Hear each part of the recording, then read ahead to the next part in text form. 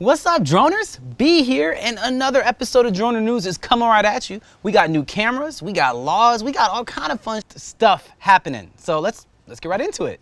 First off, we have DJI releasing a new camera, which is something that doesn't actually happen all that often. And this one is pretty interesting. It's the Z3. And what this camera is, the very first DJI zoom camera.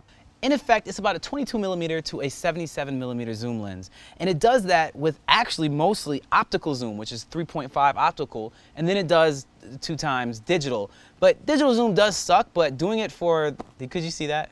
This is really going to be a game changer when it comes to the kind of shots you can do with drones. Like, obviously, the Inspire having that second controller to control the camera is incredible because you're going to be able to do a lot of crazy moves that makes it way more usable than, say, a Phantom. And now this is that next step.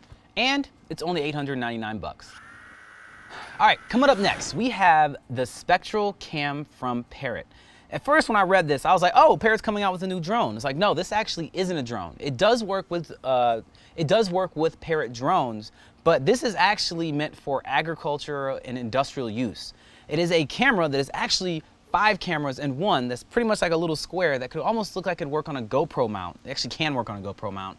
That is meant to be able to get all kind of data about agriculture shit. So this Spectral Cam records 4 different bandwidths. It is green, red, red edge, and near infrared. You can use this to pretty much turn any drone into a agricultural camera drone that also still shoots pretty decent video footage. This is, from my research, the best camera for the price that you can get for exactly the application that it has. Even though it does come up a little bit steep on the price, it costs 3,500 bucks. That is a lot, but for what you're gonna get out of it, to me, it looks like if you have a lot of farmland or if you have a lot of clients that do, this is something that's gonna be possibly a game changer in your ability to do it. There's a kid who apparently may or may not be a kid genius. His name is George Mattis.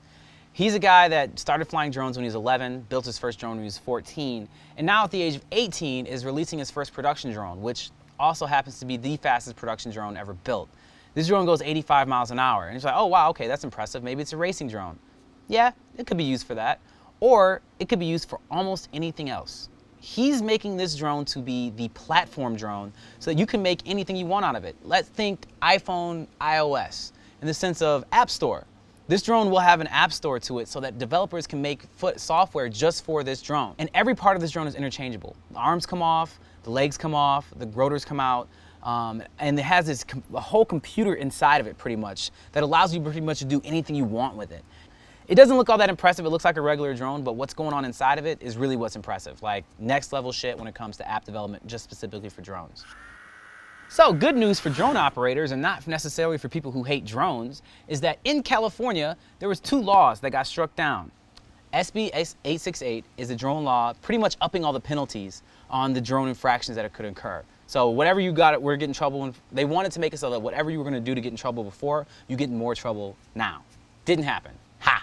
AB 1820 is the weaponizing of drones, outlawing that, making it illegal. And that got struck down too. I'm not very happy about, once again, like I said before, the rash of terrible horror movies that are probably gonna come from somebody who thinks it's gonna be scary for a drone to chase somebody with a chainsaw. Either way, the drone laws didn't make it in. We get to fly more and do more fun shit with drones. I'm happy, we're winning.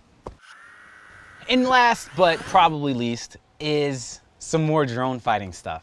Star Wars and the George Lucas and all the Mattel or whoever it is, Propel, an RC toy company, has the rights to the Star Wars drones. And they are actually releasing a way to do dogfights with drones. These little drones that can do dogfights. It's pretty cool, actually. It's like, you know, there's the X-Wing, there's gonna be an X-Wing, there's gonna be Darth Vader's drone, which is the TIE fighter, and the Millennium Falcon, and even the Speedster bike. All drones that are gonna have, looks like their motors are under them, the rotors are under the drones. But what's really cool about them is that they all actually have lasers on them. And those lasers are going to only be able to fire on each other. You get hit once, your controller vibrates. You get hit twice, your controller vibrates again. You get hit 3 times, guess what? You're crashing. My inner child is incredibly excited about this. The future is here. We're fighting Star Wars drones. It's real. I'm happy. Driggity droners! Thanks again for watching Drone News. I hope that you enjoyed it as much as I enjoyed bringing everything together, because it was awesome. And if you want to see more awesome DRONR news, because all of it is awesome, of course, you can click right about there. Or if you wanted to see more drone-related videos of me playing with drones or learning more about what kind of drones are out there, you can click right about there. Either way, you should probably subscribe so you can find out about those things anyway. And as always, stay fly.